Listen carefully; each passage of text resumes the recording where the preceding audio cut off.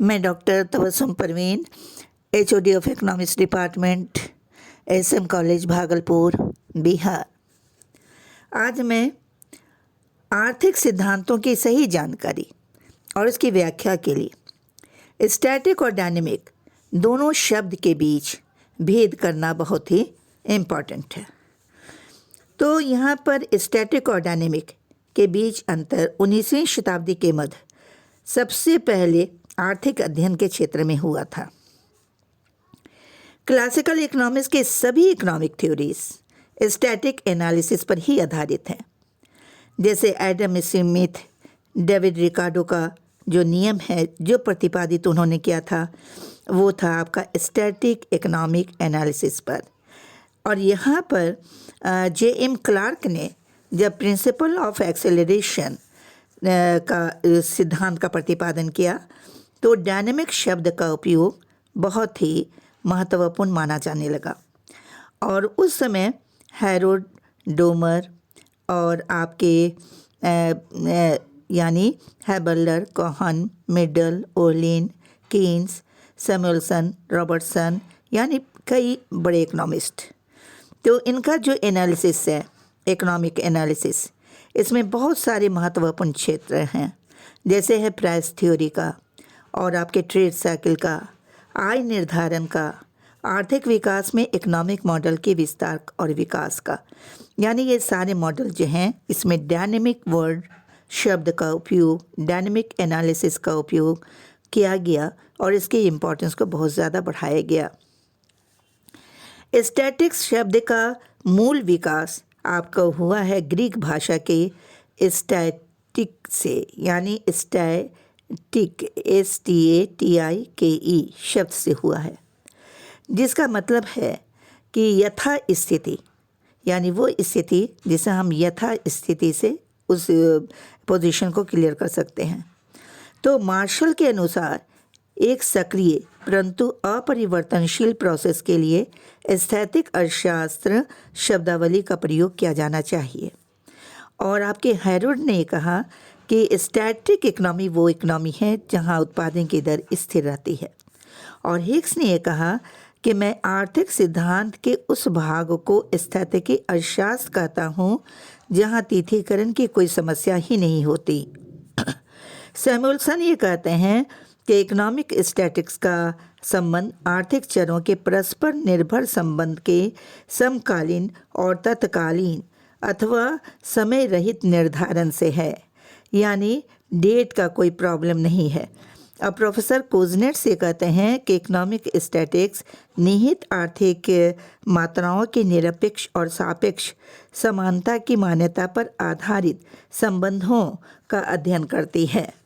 इस प्रकार अब हमें ये देखना है कि आपका यानी किस तरह से हम इसे स्थैतिक संबंध को हम क्लियर करें कि उसके इक्विलिब्रियम के पोजीशन में क्या होता है। तो हम इस डायग्राम में ये देख रहे हैं कि डिमांड की रेखा DD और पूर्ति की रेखा SS जो कि एक दूसरे को काट रही है, और जिस पॉइंट पर ये काटती है उस पॉइंट पर के इक्विलिब्रियम की प्राप्ति होती है। यानी वस्तु की मात्रा OQ के बराबर है और वस्तु की कीमत OP के बराबर है। मांग और पूर्ति की मात्रा में कोई परिवर्तन न होने पर उपरोक्त संतुलन बिंदु न केवल वर्तमान बल्कि भविष्य में भी लागू होगा। यानी हिक्स की परिभाषा बिल्कुल अनुकूल है। और यहाँ पर यह एनालिसिस यानी ये डायग्राम हमें ये नहीं बताता कि हम किस तरह से के बिंदु पर पहुँचे हैं, यानी के पॉइंट इक्विलिब्रियम पर जो हम पहुँचे हैं इसके बारे में यह नहीं बताता। और तिथिकरण की कोई समस्या नहीं होती है, डेटिंग की कोई समस्या नहीं होती है। अब आइए आप मैक्रो स्टैटिक मॉडल में। तो मैक्रो स्टैटिक मॉडल में हम ये देखते हैं कि कीन्स द्वारा प्रतिपादित राष्ट्रीय आय के स्तर के निर्धारण का मॉडल यानी मैक्रो स्टैटिक, जिसको हम देख रहे हैं, देखते हैं इस तरह से कि एग्रीगेट सप्लाई कर्व के अंतर्गत हम इस बात को देखते हैं कि एग्रीगेट सप्लाई कर्व और एग्रीगेट डिमांड कर्व यानी दोनों के संतुलन बिंदु पर संतुलन यानी इक्विलिब्रियम पर आपको के पर ही ये निर्धारित होता है। और के पर निर्धारित होने के साथ हमें यह भी अध्ययन करना पड़ेगा कि किस तरह से स्थैतिक अर्थशास्त्र के क्या क्या गुण हैं। तो इस एनालिसिस में सभी वेरिएबल के समायोजन में समय तत्व की पूरी तरह से उपेक्षा कर दी जाती है और स्टैटिक इकोनॉमिक्स एक सरल अध्ययन बन जाता है।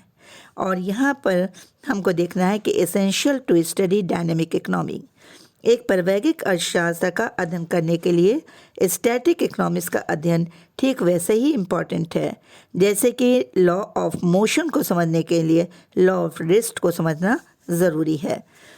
तो यहाँ पर स्टैटिक इकोनॉमिक्स क्यों पॉपुलर हुआ और इसको क्यों लोकप्रिय किया गया, इसके कई कारण हैं। तो यहाँ पर हम ये देखते हैं कि स्टैटिक इकोनॉमिक्स में उन सभी समस्याओं का अध्ययन किया जाता है जिनका संतुलन की उन दशाओं से संबंध हो जिसमें समय तत्व में कोई परिवर्तन ना हो, यानी टाइम फैक्टर में कोई परिवर्तन ना हो, जैसे कि मांग का नियम, घटते हुए सीमांत तुष्टि गुण का नियम जिसे हम इंग्लिश में कहते हैं law of diminishing marginal utility, theory of comparative cost, theory of distribution, marginal analysis और आपका थ्योरी ऑफ रेंट। तो आर्थिक विचारों के ऐतिहासिक अध्ययन से स्पष्ट जानकारी हमें मिल जाती है कि इकोनॉमिस्ट ने अतीत काल में इकोनॉमिक स्टैटिक्स का बड़े पैमाने पर प्रयोग किया था और हिग्स ने इस ओर यह कहा संकेत दिया है कि स्टैटिक इकोनॉमिक्स में परंपरागत अर्थशास्त्र के वे सारे सिद्धांत शामिल हैं जिसका अध्ययन समय तत्व के बिना किया जाता है। और टिम्बरजन का ये विचार है कि कुछ विषयों की दीर्घकालीन प्रवृत्तियों का अध्ययन अर्थात अंतिम परिणामों का निर्धारण इकोनॉमिक स्टैटिक्स के प्रयोग के द्वारा ही किया जाता है। प्रोफेसर हाइरोड ने कहा कि स्टैटिक इकोनॉमिक्स कालांतर में भी अध्ययन की एक महत्वपूर्ण विधि बना रहेगा, यानी इसके इम्पोर्टेंस को बताया है और ये कहा कि स्टैटिक इकोनॉमिक्स या स्टैटिक एनालिसिस के आधार पर आर्थिक समस्याओं का जब हम विवेचन करते हैं या उसकी समस्याओं का अध्ययन करते हैं तो उसका अध्ययन करना हमारे लिए बहुत ही सरल हो जाता है। उसके बाद हमें देखते हैं कि स्टैटिक इकोनॉमिक्स के संबंध में static economics more important than dynamic analysis, यानी स्टैटिक एनालिसिस विधि उस विधि के प्रयोग को हम कहते हैं जिसे कि हम पूरी तरह से आर्थिक यानी क्रियाओं का विवेचन कर सकें।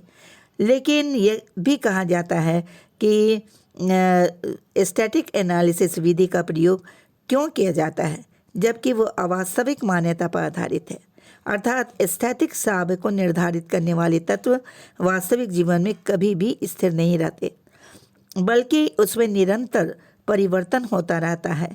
तो अगर कुछ वेरिएबल्स के स्थिर मान लिया जाए तो दिए हुए निश्चित चर मूल्यों के बीच संबंध स्थापित करना अधिक सरल हो जाता है।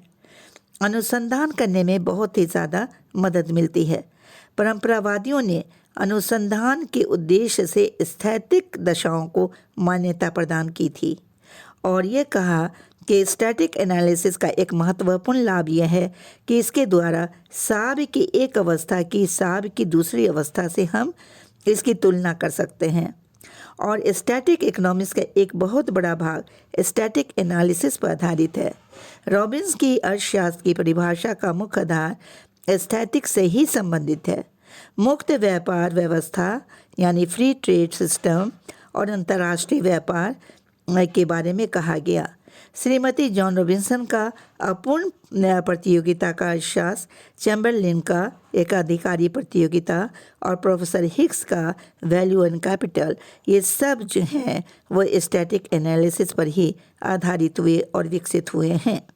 जटिल समस्याओं का अध्ययन करने के लिए स्टैटिक एनालिसिस का इम्पोर्टेंस बहुत ज़्यादा बढ़ जाता है, जैसे कि अनिश्चितता तत्व, परिवर्तन तथा उत्पादन की घुमावदार विधियाँ, दोनों के द्वारा अनिश्चितता की उत्पत्ति होती है, अनसर्टेनिटी उत्पन्न होता है। और एक बार वंस ओवर चेंज, निरंतर परिवर्तन यानी कंटिन्यूइंग चेंजेस की अपेक्षा अधिक अनिश्चितता उत्पन्न करता है। तो हैरोल्ड ने कहा था कि नाइट का अनिश्चितता लाभ का सिद्धांत को स्थैतिक विश्लेषण का वो अंग मानते हैं। यानी हैरोल्ड जो हैं वो नाइट के अनिश्चितता लाभ के सिद्धांत को स्टैटिक एनालिसिस का ही पार्ट मानते हैं। प्रत्याशा धारणाएं समानता आर्थिक प्रवैगिक का अध्ययन है, लेकिन प्रत्याशा पर एक बार परिवर्तन के प्रभाव का विश्लेषण आर्थिक स्थितिकी विधि के द्वारा किया जाता है। यानी कहने का अर्थ है कि हिग्स ने अपनी कृति में ट्रेड साइकिल में और प्रोफेसर किन्स ने जनरल थ्योरी को आवश्यक रूप से एस्थेटिक माना है, क्योंकि इसमें एक्सपेक्टेशन के तत्व विद्यमान हैं। किन्स का थ्योरी जो कि सभी राशियों, सभी वेरिएबल्स केवल एक धनात्मक पॉजिटिव सेविंग के विचार को छोड़कर एस्थेटिक स्वभाव का है। उदाहरण के लिए अनैच्छिक बेकारी, मुद्रा की तरलता पसंदगी, पूंजी की सीमांत उत्पादकता और आपका उपभोग की सीमांत प्रवृत्ति और गुणक का सिद्धांत, यानी ये सारी चीज़ें जो हैं उन्होंने बताया कि ये किस पर है, एस्थेटिक स्वभाव की है। और व्यापार चक्र, प्रोफेसर हैरोल्ड का ये विश्वास है कि जब व्यापार चक्र में नियमित और निश्चित समयकालीन परिवर्तन और उतार चढ़ाव होते हैं तो एस्थेटिक अवस्थाओं का ही अनुभव कराते हैं। सेकंड वर्ल्ड वॉर से पहले व्यापार चक्र के जलवायु, मनोवैज्ञानिक और मौद्रिक सिद्धांत एस्थेटिक प्रवृत्ति के ही रहे हैं। तो यहाँ पर निष्कर्ष रूप में हम ये कह सकते हैं कि स्टैटिक एनालिसिस का आर्थिक सिद्धांतों की रचना और इसकी विवेचना में एक मौलिक और महत्वपूर्ण योगदान है। रॉबिन्स का ये कहना है कि हम इन स्थैतिक समस्याओं का अध्ययन केवल उनके लिए ही नहीं करते हैं, बल्कि उनका उपयोग परिवर्तन की व्याख्या के लिए भी करते हैं। आर्थिक स्थितिकी की कुछ प्रस्थापनाएं हैं ऐसी हैं जो अपने आप में अर्थपूर्ण और महत्वपूर्ण हैं। आर्थिक हिग्स ने अपने शब्दों में कहा कि आर्थिक स्थितिकी की परिभाषा से ही आर्थिक प्रवैगिक की परिभाषा जन्म लेती है। जब हम एक को परिभाषित कर लेते हैं तो दूसरे की परिभाषा पूर्ण हो जाती है। तो आर्थिक स्थितिकी की परिसीमाएं इस प्रकार हैं। परिसीमा के अंतर्गत ये कहा जाता है कि सीमित तथा चारों ओर बंद अर्थव्यवस्था का चित्र प्रस्तुत करती है और स्टैटिक इकोनॉमिक एनालिसिस एक सरल विश्लेषण है, लेकिन इस विश्लेषण की कुछ सीमाएं हैं। स्टैटिक विश्लेषण एक स्थिर अर्थव्यवस्था की मान्यता पर आधारित है, जिसमें पूर्ण ज्ञान, पूर्ण प्रतियोगिता, पूर्ण गतिशीलता, स्थिर जनसंख्या आदि की मान्यताएं मान ली गई हैं। वास्तविक जगत में पूर्णता नहीं पाई जाती है और स्टैटिक एनालिसिस में अन्य बातें समान रहें, यह वाक्य जुड़ा हुआ है।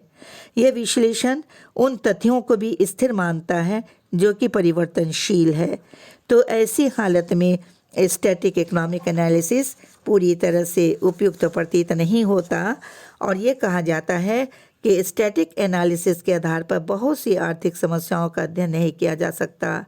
यानी विकास के मॉडल का अध्ययन या ट्रेड साइकिल का अध्ययन हम नहीं कर सकते।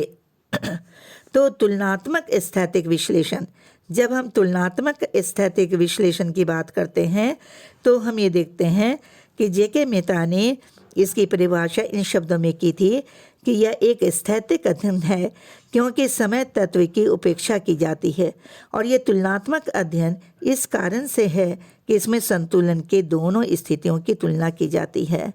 तुलनात्मक स्थितिकी में नई संतुलन अवस्था से आरंभिक संतुलन अवस्था की तुलना निहित होती है। बोल्डिंग ने कहा कि यह प्रमुख रूप से एक संतुलन मॉडल के निर्माण करने और तब ये पूछने की स्थिर राशियों या मॉडल की दी हुई दशाओं में परिवर्तन के परिणाम स्वरूप संतुलन की स्थिति का क्या होगा, इससे संबंधित है। तो यहाँ पर हमें ये देखना है कि डायग्राम में कि मांग वक्र डी, पूर्ति वक्र एस दोनों जो है एक दूसरे को काट रहा है के बिंदु पर और यहाँ पर निर्धारित कीमत होती है ओपी के बराबर, वस्तु की विनिमय मात्रा ओएक्स के बराबर है। मांग अगर बढ़ती है तो नया मांग वक्र मिलता है जिसे हम D1 कहते हैं और उसी पूर्ति वक्र पर नया साब हमें मिलेगा के की जगह K1 बिंदु पर स्थापित होगा और यहाँ पर कीमत OP1 और विनिमय मात्रा OX1 है। तो इस तरह से हम इस बात को क्लियर करेंगे कि केवल यह प्रदर्शित किया गया है कि बाज़ार में साब के बिंदु की जगह K1 पॉइंट पर उपस्थित होता है और OP1 कीमत पर वस्तु की OX मात्रा खरीदी और बेची जाती है। कीन्स का एम्प्लॉयमेंट और इनकम और प्रोडक्शन का थ्योरी तुलनात्मक स्थैतिक विश्लेषण पर ही आधारित है, जिसमें आय के एक स्तर से आय के दूसरे स्तर पर संतुलन स्थापित होता है। कीन्स ने दो इक्विलिब्रियम पॉइंट के बीच की प्रक्रिया का अध्ययन नहीं किया है। यानी यहाँ पर हम ये देखते हैं कि अलग अलग आय के दो अलग अलग स्तर दिखाए गए हैं। OT1 समय पर कुल आय स्तर OY1 के बराबर है और OT2 समय पर OY2 के बराबर है। दोनों बिंदुओं की तुलना यह दिखलाती है कि OY1 स्तर की तुलना में OY2 स्तर पर आय अधिक है। यानी स्पष्ट है कि उपरोक्त अध्ययन तुलनात्मक स्थितिकी से संबंधित है और इकोनॉमिक डायनेमिक्स से नहीं, जिसमें K और E पॉइंट पर आय स्तरों की तुलनात्मक अध्ययन की जाती है, लेकिन दोनों बिंदु के बीच प्रक्रिया का अध्ययन नहीं किया जाता। यद्यपि तुलनात्मक स्थितिकी की तुलना में प्रायोगिक स्थितिकी को श्रेष्ठ और अधिक ज्ञानवर्धक माना गया है, फिर भी हम ये देखते हैं कि स्टैटिक इकोनॉमिक्स की का इम्पोर्टेंस है और तुलनात्मक स्थितिकी की सीमाएं कई हैं। यानी इन सीमाओं के अंतर्गत तुलनात्मक स्थितिकी की समस्त उपयोगिता के बावजूद इस विश्लेषण में कई दोष हैं, जैसे कि इसका क्षेत्र सीमित है, क्योंकि इसमें कई महत्वपूर्ण आर्थिक समस्याओं का विवेचन शामिल नहीं किया गया है। उदाहरण के लिए आर्थिक उतार चढ़ाव तथा आर्थिक विकास की समस्याओं का अध्ययन केवल आर्थिक प्रायोगिकी विश्लेषण के द्वारा ही संभव है। तुलनात्मक विश्लेषण यह व्याख्या करने में असमर्थ है कि संतुलन के एक पॉइंट से दूसरे पॉइंट तक परिवर्तन प्रोसेस क्या है, प्रोसेस ऑफ चेंज क्या है। यह प्रणाली परिवर्तन का एक आंशिक चित्र ही प्रस्तुत करती है, क्योंकि इसमें केवल दो स्थिर चित्र के बीच ही तुलना की जाती है, जबकि आर्थिक प्रायोगिकी में सभी घटनाओं का पूरी तरह से व्यापक रूप से चित्र प्रस्तुत किया जाता है। तीसरी बात है कि तुलनात्मक विश्लेषण के द्वारा यह ज्ञात नहीं हो पाता कि नया संतुलन कब स्थापित होगा, क्योंकि इसमें आपका ट्रांजिशन पीरियड का अध्ययन नहीं किया जाता। तो ऐसी स्थिति में हम देखते हैं कि इन सारे कारणों से, इन सारी सीमाओं से में रहते हुए रिकार्डो और मार्शल तथा सभी अर्थशास्त्रियों तथा प्रोफेसर कीन्स ने आर्थिक समस्याओं के एनालिसिस में तुलनात्मक स्थितिकी का प्रयोग किया है।